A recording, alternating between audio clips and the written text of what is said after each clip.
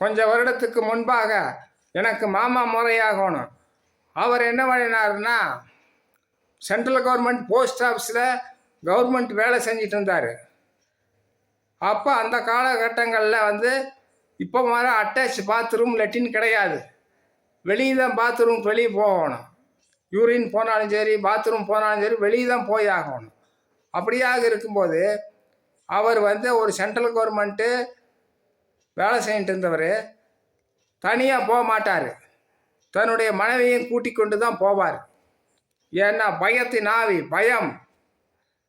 ஒரு ஆம்பளையாக இருந்துட்டு அப்படி ஒரு பயப்பட்டார். பெண்களை அதை விட பயன்படுவாங்க. அதனால நான் என்ன சொல்ல வாரான்னு கேட்டிங்கன்னா, நீங்கள் மறிச்சதுக்கு பின்னால் தனியாக தான் போயாகணும்.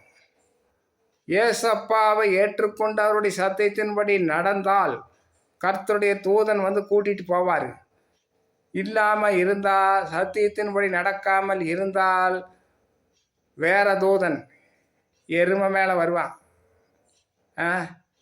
அவன் தான் கூப்பிடுவான். அதனால் தனியாக போகிறதுக்கு பயப்படுகிற ஒவ்வொரு ஆத்மாக்களும் பெண்களும் கவனமாக கேட்டுக்கொள்ளுங்கள்.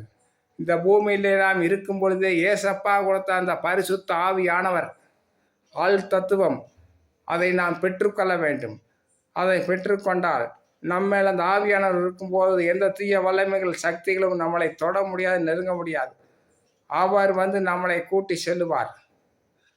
அப்படியாக தனியாக செல்லும் பொழுது இருக்கக்கூடிய பயம் இருக்கக்கூடிய சகோதர சகோதரிகளே, நீங்கள் எல்லாம் ஏசப்பாவிடத்தில் நெருங்கி அந்த தூய ஆவின் அந்நிய பாஷை அடையாளத்துடன் பரிசுத்த ஆவியை பெற்றுக்கொள்ளுங்கள். ஏசப்பா உங்களை ஆசீர்வதிப்பார். ஆமென்.